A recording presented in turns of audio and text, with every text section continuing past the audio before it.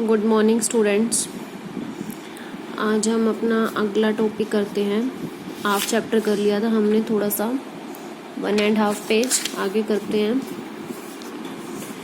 देखिए आगे है बदलू मनिहार था। बदलू जो था वो कह रहा है कि बदलू जो था वो मनिहार था, मीन्स चूड़ियाँ बनाने वाला था।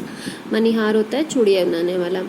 चूड़ियाँ बनाना उसका पैतृक पेशा था। पैतृक पेशा मीन्स होता, पैतृक का मतलब होता है जो काम पिता कर रहे हो या दादा के टाइम के हो रहे हो, वो होता है पैतृक पेशा। मीन्स पुराना काम जो था, चूड़ियाँ बनाना उनका पैतृक पेशा था। और वास्तव में वह बहुत सुंदर चूड़ियाँ बनाता था। वास्तव मीन्स हकीकत में, मीन्स सच में वह बहुत सुंदर चूड़ियाँ बनाता था। उसकी बनाई हुई चूड़ियों की खपत भी बहुत थी। खपत होता है बिक्री, मतलब जो वो चूड़ियाँ बनाता था उसकी बिक्री भी बहुत ज़्यादा होती थी। उस गांव में तो सभी स्त्रियां उसकी बनाई हुई चूड़ियाँ पहनती ही थी। बदलू कहते हैं उसके मामा के गांव की सभी औरतें उसकी बनाई हुई चूड़ियाँ ही पहनती थी, लाख की चूड़ियाँ। आसपास के जो गांव के लोग थे उसमें चूड़ियाँ ले जाते थे, वो भी चूड़ियाँ ले जाते थे, परंतु वह कभी भी चूड़ियों को पैसों से नहीं बेचता था। मीन्स वह कभी भी चूड़ियों को पैसों के बदले नहीं बेचता था। जैसे हमने कोई चीज़ खरीदनी होती है, हम पैसे दे के लेके आते हैं, तो वो कभी भी चूड़ियों को पैसों के बदले नहीं बेचता था। उसका अभी तक वस्तु विनिमय का तरीका था। वस्तु विनिमय होता है कि कोई एक वस्तु देकर दूसरी वस्तु ले लेना, ठीक है, वस्तु के बदले वस्तु लेना, वो होता है हमारा वस्तु विनिमय। और लोग अनाज के बदले में उससे चूड़ियाँ ले जाते थे। बदलू को लोग अनाज दे के जाते थे और उससे चूड़ियाँ ले जाते थे। बदलू स्वभाव से, मीन्स नेचर से, बहुत सीधा था। मैंने कभी भी उसे किसी से झगड़ते नहीं देखा। लेखक कह रहा है कि मैंने बदलू को कभी भी उससे झगड़ते हुए नहीं देखा। हाँ, शादी विवाह के अवसरों पर वह अवश्य जिद पकड़ जाता था। जब किसी के गांव में या किसी की शादी होती थी तो वो जिद पकड़ लेता था। अगर उसके पास चूड़ियों का कोई ऑर्डर आता था, क्या जिद पकड़ता था? जीवन भर चाहे कोई उससे मुफ्त चूड़ियाँ ले जाए, जीवन भर चाहे कोई उससे फ्री में चूड़ियाँ लेता रहे, परंतु विवाह के अवसर पर वह सारी कसर निकाल लेता था। मीन्स पूरे जब कभी भी चूड़ियाँ किसी को खरीदनी होती, चाहे फ्री में ले जाओ, लेकिन जब शादी विवाह होता था किसी के घर में तो वो पूरी कसर निकाल लेता था, अपनी कमी पूरी कर लेता था, अपना घाटा पूरा कर लेता था। आखिर सुहाग के जोड़े का महत्व ही और होता है। मुझे याद है मेरे मामा के यहाँ किसी लड़की के विवाह पर जरा सी किसी बात पर बिगड़ गया। मीन्स लेखक कहता है कि मेरे मामा के यहाँ पर जब मैं गांव में था तो किसी लड़की की शादी थी, वहाँ पे कोई बात हो गई थी और किसी बात पर बिगड़ गया था। मीन्स बदलू काका था जो किसी बात पे गुस्सा हो गया था और फिर उसको मनाने में लोहे लग गई। लोहे लग गई मीन्स ये मुहावरा है। लोहे लग गई मीन्स बहुत ज़्यादा कोशिश करनी पड़ी, बहुत मुश्किल हो गई थी, हमने उसको बहुत मुश्किल से मनाया था। विवाह में इसी जोड़े का मूल्य इतना बढ़ जाता था, मूल्य मीन्स कीमत इतनी बढ़ जाती थी कि उसके लिए उसकी घरवाली को सारे वस्त्र मिलते, ढेरों अनाज मिलता, उसको अपने लिए पगड़ी मिलती और रुपए जो मिलते 16। तो मीन्स वो पूरा साल कोई उससे फ्री ले ले, लेकिन अगर शादी के टाइम वो जिद पकड़ लेता था, अपना घाटा पूरा कर लेता था, फिर उसको ये सारी चीज़ें मिलती थी किसी के अगर घर में शादी होती थी तो, ठीक है। यदि संसार में बदलू को किसी बात से चिढ़ थी तो वह थी कांच की चूड़ियों से। मतलब किसी बात से नफरत थी तो वह थी कांच की चूड़ियाँ। उसको कांच की चूड़ियाँ बिल्कुल भी पसंद नहीं थी। यदि किसी भी स्त्री के हाथों में उसे कांच की चूड़ियाँ दिख जाती,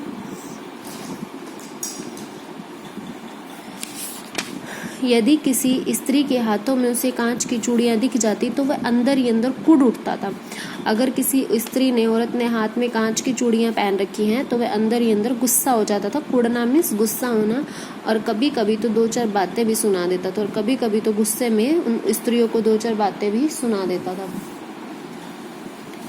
मुझसे तो वह घंटे बातें किया करता था। मुझसे तो, लेखक कहते हैं, मुझसे तो वह घंटों बातें किया करता था। कभी मेरी पढ़ाई के बारे में पूछता, कभी मेरे घर के बारे में, और कभी यूं ही शहर के जीवन के बारे में। मैं उससे कहता कि शहर में सब कांच की चूड़ियाँ पहनते हैं। लेखक कहता है मैं उसको कहता कि शहर में सब कांच की चूड़ियाँ पहनते हैं। तो वो उत्तर देता है शहर की बात और है लल्ला। लेखक को जो बदलू था वो लल्ला कहकर बुलाता था। वहाँ तो सभी कुछ होता है, वहाँ तो औरतें अपने मर्दों का हाथ, मर्द मीन्स अपने हस्बैंड का हाथ पकड़कर सड़कों पर घूमती भी हैं, और गाँव में ऐसा कुछ नहीं होता। और फिर उनकी कलाइयाँ नाजुक होती हैं। कलाइयाँ मीन्स जो उनकी जहाँ पे चूड़ियाँ पहनी जाती हैं बाजू में, उनकी नाजुक होती हैं ना। लाख की चूड़ियाँ पहने तो मोच न आ जाए। कभी कभी बदलू मेरी अच्छी खासी खातिर भी करता, मीन्स अच्छी खातिरदारी करता। जिन दिनों उसकी गाय के दूध होता वह सदा मेरे लिए मलाई बचा कर रखता। बदलू लेखक के पास एक गाय थी, तो अगर दूध होता तो वो उसके लिए मलाई बचा कर रखता था। और आम की फसल में तो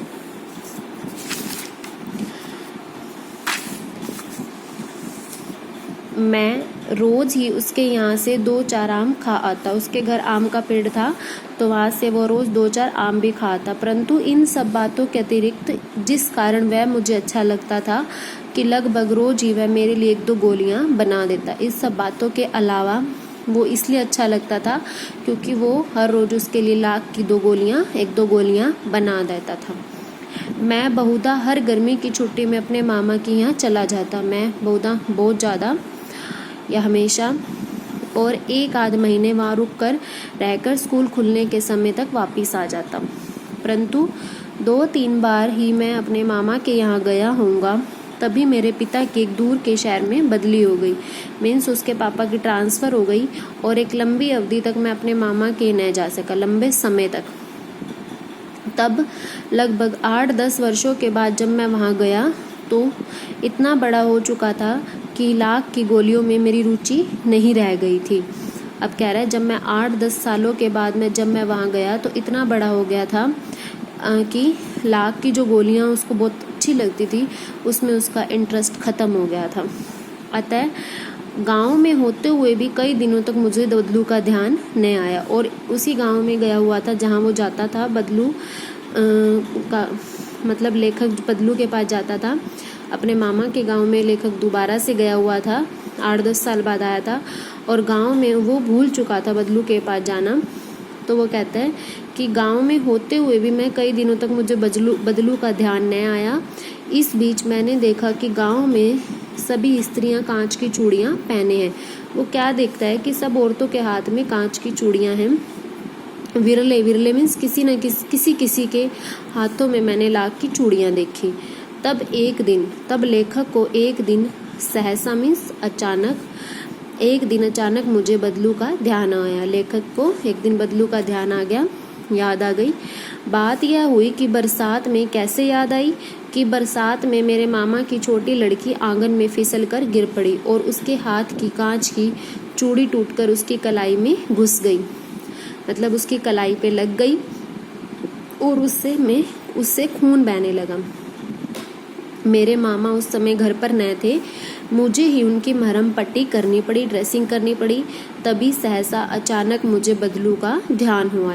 ऐसे उसको बदलू का ध्यान आया जब उसके मामा की लड़की के हाथ पे कांच की चूड़ी लगी थी। तो मैंने सोचा कि उससे मिल आऊं। फिर लेखक कहता है चलो मैंने सोचा कि मैं उससे मिल आता हूँ। अतः शाम को मैं घूमते घूमते उसके घर चला गया। बदलू वहीं चबूतरे पर नीम के नीचे खाट पर लेटा था, मीन्स ऊंचाई पे उसका घर था, वहीं नीम के पेड़ के नीचे खाट पे लेटा था। नमस्ते बदलू काका, मैंने कहा। लेखक ने कहा नमस्ते बदलू काका। नमस्ते भैया। उसने मेरी नमस्ते का उत्तर दिया और उठकर खाट पर बैठ गया, परंतु उसने मुझे पहचाना नहीं और देर तक निहारता रहा। जो बदलू था उसने लेखक को पहचाना नहीं और उसको देर तक निहारता मीन्स देखता रहा। मैं हूँ जनार्दन काका। फिर वो बताता है लेखक कि मैं हूँ, आपके पास से गोलियां बनवा कर ले जाता था। मैंने अपना परिचय दिया, मीन्स मैंने अपना इंट्रोडक्शन दिया। बदलू फिर भी चुप रहा, मानो वह अपनी स्मृति पटल पर अतीत के चित्र उतार रहा हो, मीन्स वो सारी पिछली बातें याद कर रहा था उसको कि कौन है ये। तब वह एकदम बोल पड़ा। फिर वो उसको याद आया, आओ आओ लल्ला बैठो। उसको लेखक का याद आ गया क्योंकि वो लेखक को लल्ला बुलाता था। बहुत दिन बाद गांव आए। अब उसको कहता है कि तुम बहुत दिन बाद गांव आए। बदलू कह रहे हैं हाँ, इधर आना ही न हो सका काका, मैंने चारपाई पर बैठते हुए उत्तर दिया। जो लेखक था वो बदलू काके के साथ चारपाई पर बैठ गया। कुछ देर फिर शांति रही। मैंने इधर उधर दृष्टि दौड़ाई, मीन्स मैंने अपनी नज़र दौड़ाई इधर उधर। न तो मुझे उसकी मच्छिया ही नजर आई और न ही भट्टी। मच्छिया मीन्स जिस पर बैठकर वो चूड़िया बनाता था, और भट्टी मीन्स जो आग लगाते हैं जिसमें, ठीक है। आजकल काम नहीं करते काका, मैंने पूछा। लेखक कहता है आजकल काम नहीं करते, मैंने पूछा। नहीं लल्ला, काम तो कई साल से बंद है। मेरी बनाई चूड़िया कोई पूछे तब तो। अब बदलू कहता है कि काम जो लाख की चूड़िया बनाने का काम था वो बंद हो गया है, कोई मेरी बनाई हुई चूड़ियों को पूछे तब ना। गांव गांव में कांच का प्रचार हो गया, मीन्स गांव गांव में कांच की चूड़ियों का प्रचार हो गया है। वह कुछ देर चुप रहा, फिर बोला मशीनी युग है। मीन्स लेखक बोला हाँ मशीनी युग है ना ये लल्ला। वह कुछ देर फिर बदलू कहता है क्योंकि आजकल क्या है, मशीनी युग है, सारे काम क्या होने लग गए हैं, मशीनों से होने लग गए हैं, इसलिए मेरा काम जो है वो बंद हो गया है। आजकल सब काम मशीन से होता है, खेत भी मशीन से जोते जाते हैं। फिर जो सुंदरता कांच की चूड़ियों में होती है, लाख में कहाँ संभव है। मीन्स मशीनें आने के बाद जो हाथ से काम करने वाले कारीगर थे वो क्या हो गए, बेरोजगार हो गए, ठीक है। वो कहता है कि जो मशीनों से काम करने में जो सुंदरता आती है वह हाथ से काम करने में नहीं आती है। लेकिन कांच बड़ा खतरनाक होता है। कौन बोलता? लेखक कहता है कांच बहुत खतरनाक होता है, बड़े जल्दी टूट जाता है। मैंने कहा ऐसा उसने क्यों कहा? क्योंकि अभी अभी उसकी मामा की लड़की को चोट लगी थी, कलाई में चूड़ी लग गई थी, इसलिए उसने ये बोला कि कांच बड़ा खतरनाक होता है। नाजुक तो फिर होता ही है लल्ला, मतलब हाथ लगाते ही टूट जाता है। कहते कहते उसे खांसी आ गई और वह देर तक खांसता रहा। मुझे लगा उसे दमा है। लेखक को लगा कि उसे दमा है, अस्थमा की बीमारी जो होती है। अवस्था के अनुसार उसका शरीर ढल चुका था, मीन्स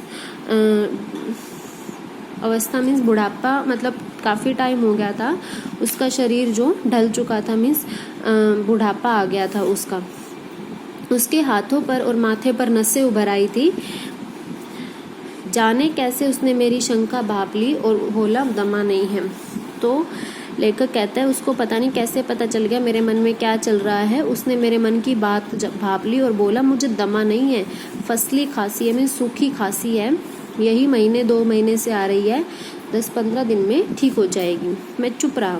मुझे लगा उसके अंदर कोई बहुत बड़ी व्यथा छुपी है, बहुत मतलब उसके अंदर बहुत बड़ा दुख छिपा है। मैं देर तक सोचता रहा। इस मशीनी युग ने कितने हाथ काट दिए हैं। मतलब जब से ये मशीनें आई हैं तब से जो हाथ से काम करने वाले कारीगर थे उनके तो हाथ ही कट गए, मीन्स वो बेरोजगार हो गए, उनकी रोजी रोटी छिन गई। कुछ देर फिर शांति रही और मुझे अच्छी नहीं लगी।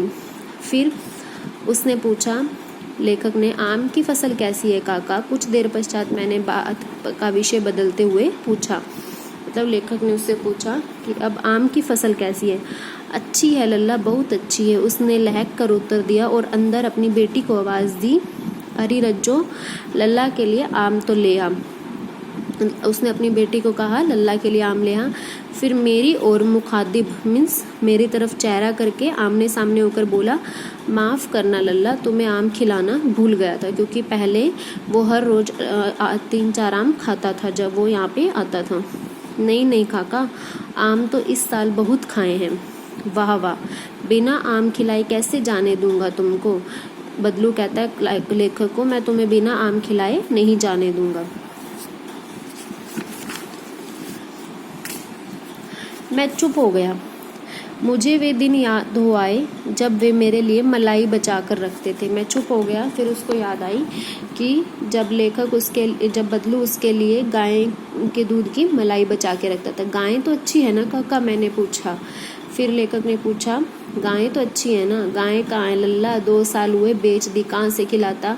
यहाँ उसने ये बात, यहाँ पे इसकी गरीबी का वर्णन किया गया है। क्यों?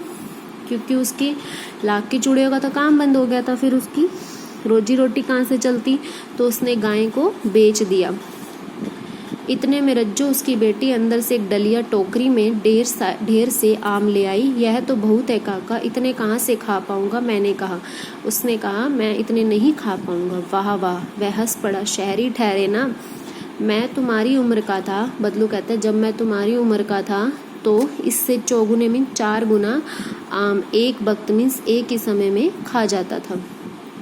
आप लोगों की बात और है, मैंने उत्तर दिया। लेखक कहता है, आपकी बात और है। अच्छा बेटी, लल्ला को 4-5 आम छाट दो, सिंदूरी वाले देना। देख लल्ला कैसे हैं, इसी साल यह पेड़ तैयार हुआ है। रज्जो ने 4-5 आम अंजलि में लेकर, अंजलि होता है हाथ में, ऐसे हाथ में लेकर, जो ये हमारा हाथ होता है दोनों हाथों से हाथ में लेकर मेरी ओर बढ़ा दिए। आम लेने के लिए मैंने अपना हाथ बढ़ाया और मेरी निगाह मीन्स मेरी नज़र एक क्षण के लिए उसके हाथों पर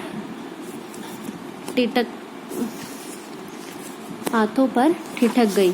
मीन्स उसके हाथों पर ही कंटिन्यू मेरी नज़र रही। एक क्षण मीन्स एक पल के लिए उसके हाथों पर भी रही।